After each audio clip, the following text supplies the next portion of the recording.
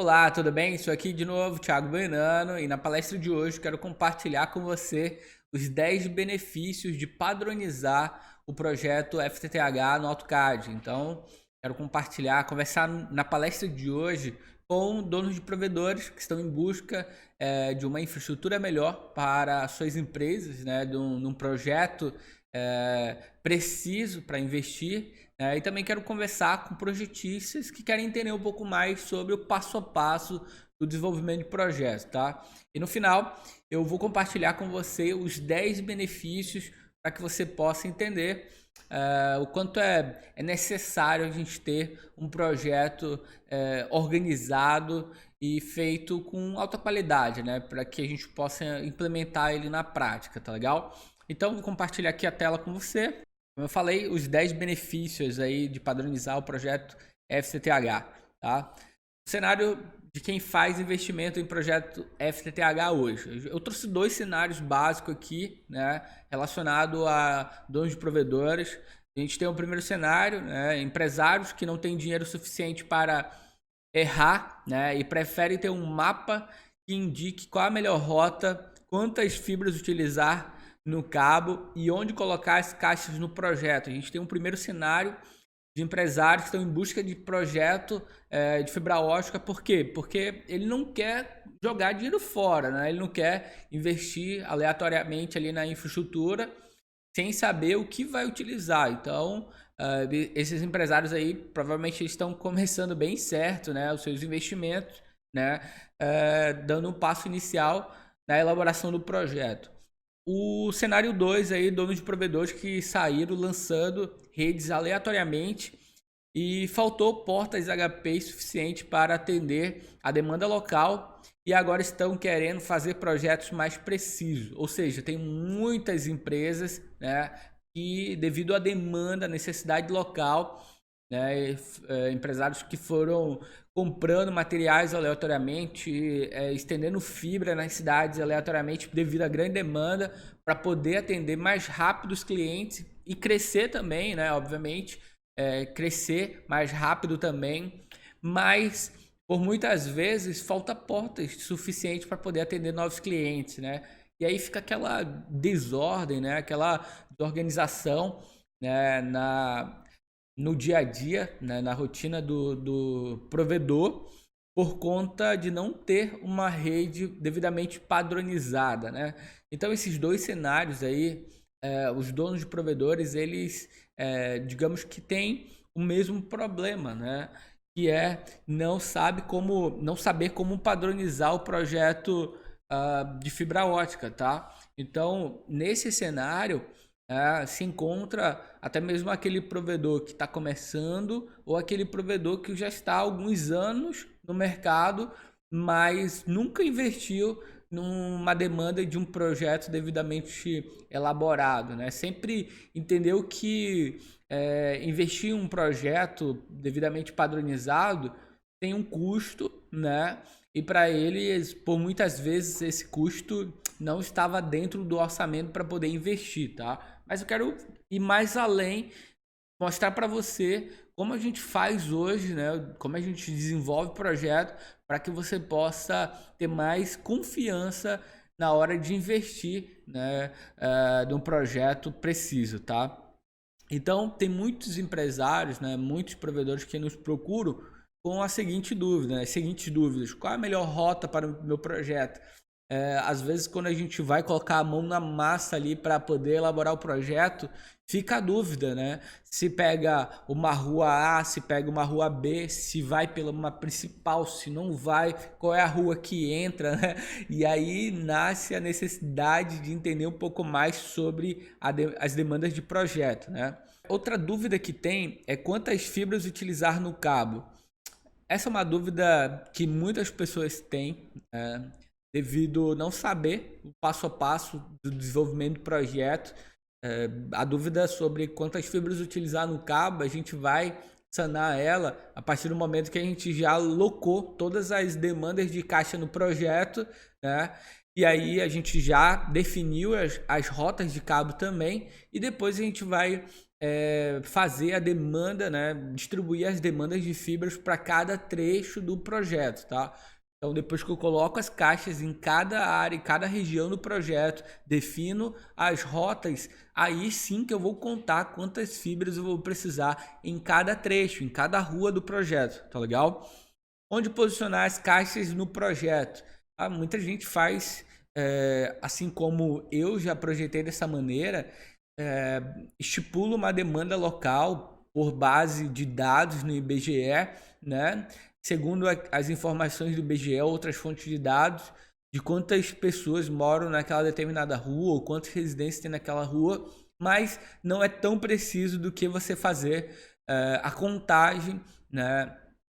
Devidamente no local ou online, né, da quantidade de pontos de atendimento que tem naquela rua ou naquela região que você pretende colocar uma caixa de atendimento, tá? E onde posicionar as caixas vai depender muito da quantidade, da taxa de penetração, na verdade, né, que você vai utilizar. Por muitas vezes você utiliza uma taxa de penetração muito baixa, né? E aí as caixas CTO elas vão ficar mais distantes uma das outras. Se você utiliza uma taxa de penetração mais alta, proporcionalmente as caixas de atendimento elas vão ficar um pouco mais próximas, né? Porque elas vão atender uma taxa de concentração ali maior de clientes, né? Uma caixa vai atender a demanda total ali da região que foi feita a cobertura. Mas isso a gente vai entender um pouco mais à frente em detalhes, que eu vou compartilhar aqui com você, tá? Quais os passos que utilizamos no projeto? Eu vou compartilhar aqui com vocês um pouco dos bastidores do nosso dia a dia de desenvolvimento do projeto, tá? Então, primeiro aí, a gente trabalha com a padronização das layers no AutoCAD, tá? Para isso a gente consegue organizar melhor o projeto, a gente facilita também a nossa leitura sobre o projeto, dimensionando aí as layers para cada demanda, para cada bloco que a gente vai adicionando no projeto, tá? Então, posteriormente a gente inicia o desenho do mapa. Eu vou abrir aqui a tela para mostrar um pouco mais de detalhes para você. A gente inicia o desenho do mapa, né, onde a gente vai fazer todo o desenho de todas as ruas, né, do mapa, para que a gente possa... E esse mapa, levando também em consideração que esse mapa, a gente geolocaliza o mapa para que a gente possa ter um projeto mais preciso. Depois a gente vai inserindo as informações elementares ali do projeto, colocando o nome de ruas, e nesse mesmo período que a gente está elaborando o mapa do projeto, a gente já solicita do nosso cliente que ele envie uma pessoa em campo, né, da parte dele, um técnico auxiliar em campo, para poder fazer a coleta de informações de porte. E para a coleta de informação de porte, a gente tem um manual. Esse manual que você está vendo aí na tela, que é um passo a passo de como ele vai coletar as informações em campo para poder a gente pegar essas informações de localização geográfica do esporte e inserir no nosso projeto e para que a gente possa ter um projeto de acordo com a realidade local. Então o projeto ele fica muito preciso, né? A gente consegue diminuir muito os erros aí dos projetos fazendo essa coleta atualizada, tá bom? Então se você quiser entender um pouco mais como é que faz essa coleta de informações em campo, eu vou deixar um card aqui na tela, aqui em cima, tá? Para que você possa clicar nele e ser direcionado para uma aula que eu ensino como fazer essa coleta de informação em campo e depois baixar esse e-book também. É gratuito, tá? Então você pode baixar aí quando preferir. Bom, a gente tem alguns blocos que foram projetados pelo engenheiro Rogers, né? Onde a gente tem uma parceria também. O Rogers trabalha junto conosco aqui no dia a dia. Esses blocos, né? Eles são blocos personalizados e a gente consegue automatizar diversos processos com esse bloco. Não dá para me mostrar muitos detalhes aqui sobre esse bloco, tá? Mas é um bloco bem legal mesmo, que faz com que a gente tenha um desempenho muito melhor no dia a dia ali projetando, tá? Então aqui as informações básicas, a gente tem o número do porte, né?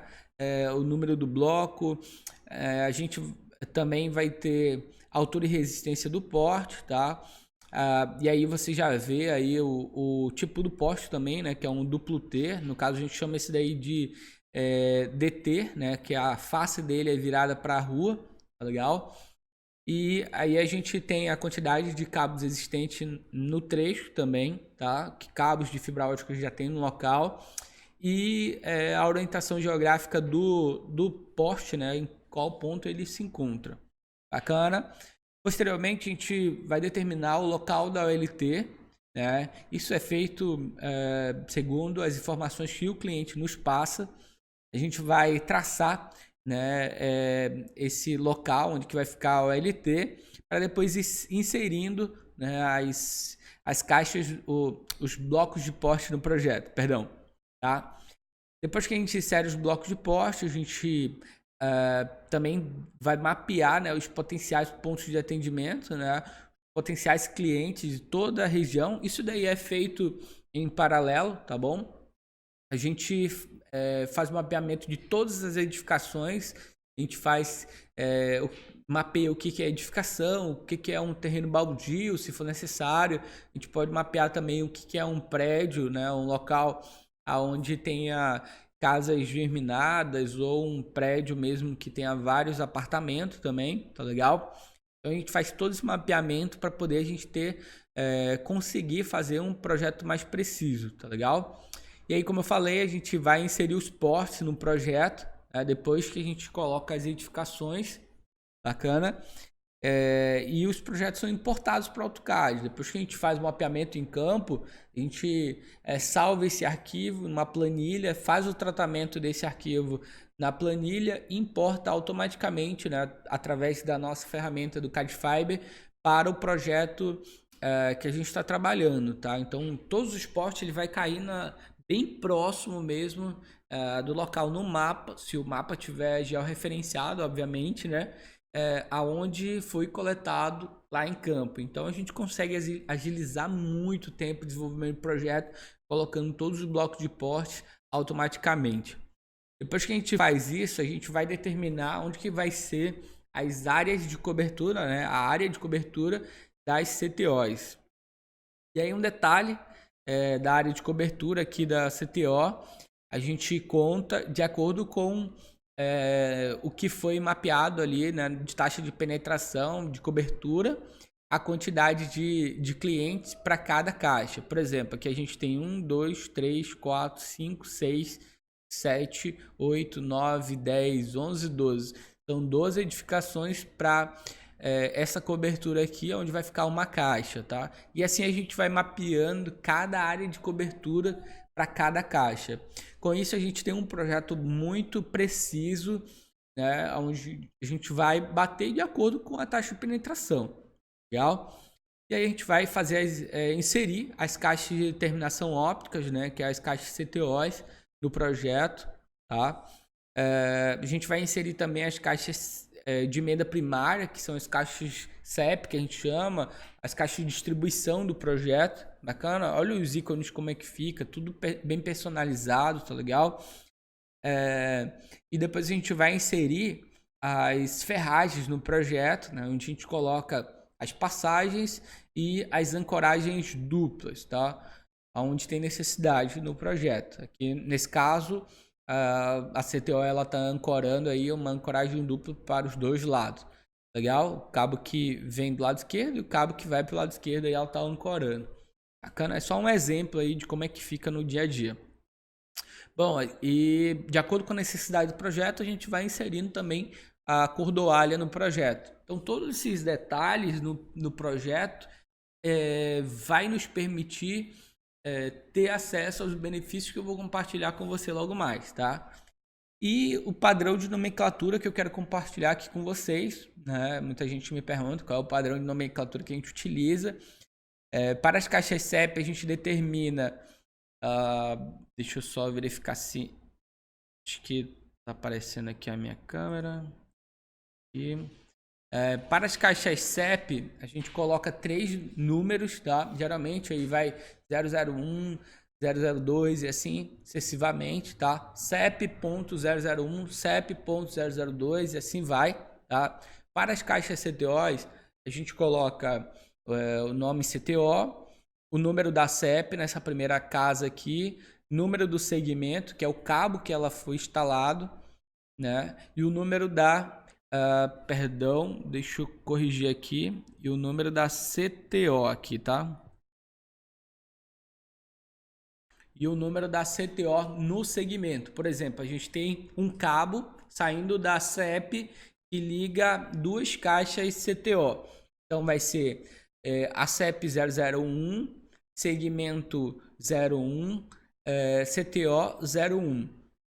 O outro segmento ele vai começar novamente contando a caixa CTO que está no trecho. Então, segmento 2, CTO1, segmento 3, CTO1, segmento 4, CTO1 e assim sucessivamente, tá? Então, o que muda aqui nessa estrutura basicamente vai mudar para cada CEP, né, no caso, o segmento, né, qual é o cabo que está ligando cada caixa, e aí a gente zera a nomenclatura da CTO para cada segmento.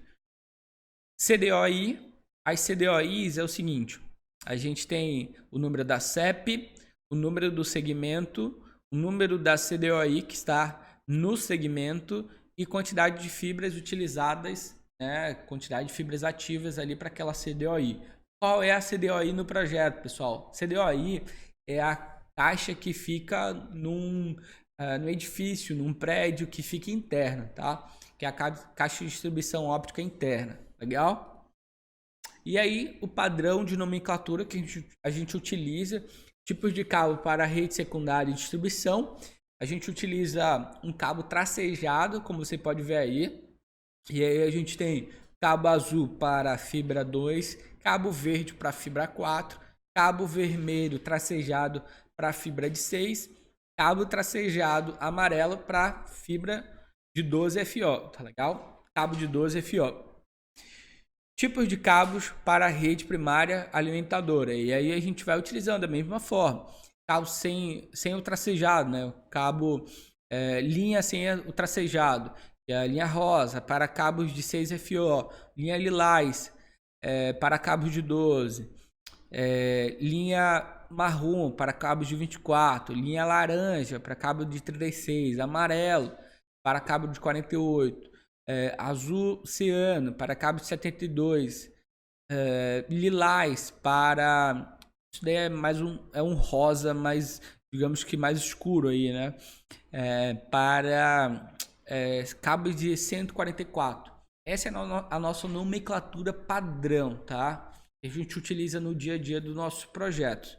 E aí eu quero compartilhar com você os benefícios da padronização do projeto. Lembrando que todo esse passo a passo é o que a gente faz diariamente no dia a dia aqui na elaboração do nosso projeto. Então, o nosso projeto é feito tudo no AutoCAD para facilitar a organização do projeto para a empresa também, tá? E assim a gente consegue ter um projeto muito mais robusto, preciso, um projeto de alta qualidade. O primeiro benefício aí da padronização do projeto: facilita na implantação do projeto, ou seja, a gente tem uma melhor leitura do que vai ser feito em campo, tá?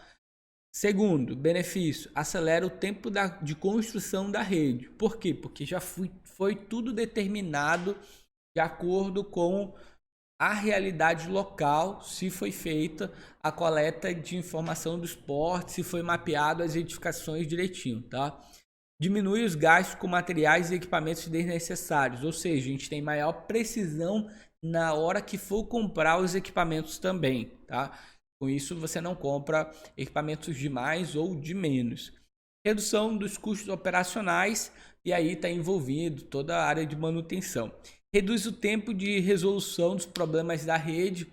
Devido a gente ter um projeto padronizado, eu consigo rapidamente descobrir qual é o problema e onde é o problema para mim poder solucioná-lo. Diminui o risco de problemas na infraestrutura, como já falei. Reduz a quantidade de clientes reclamando do serviço, ou seja, quanto menos problema, menos clientes reclamando. O oitavo benefício: proporcionalmente aumenta a margem de lucro, ou seja, eu tenho uma infraestrutura que dá menos problema eu gasto menos dinheiro e aumento mais a minha margem de lucro.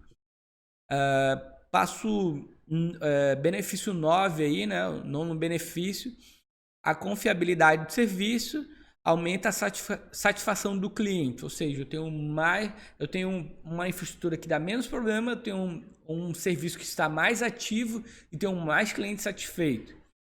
E o 10º benefício, você vai poder dormir mais tranquilo, ou seja, se você tem uma rede que apresenta menos problema, você tem uma vida melhor. Você vai estar diariamente mais tranquilo sobre os problemas que ocorrem no dia a dia na infraestrutura do provedor.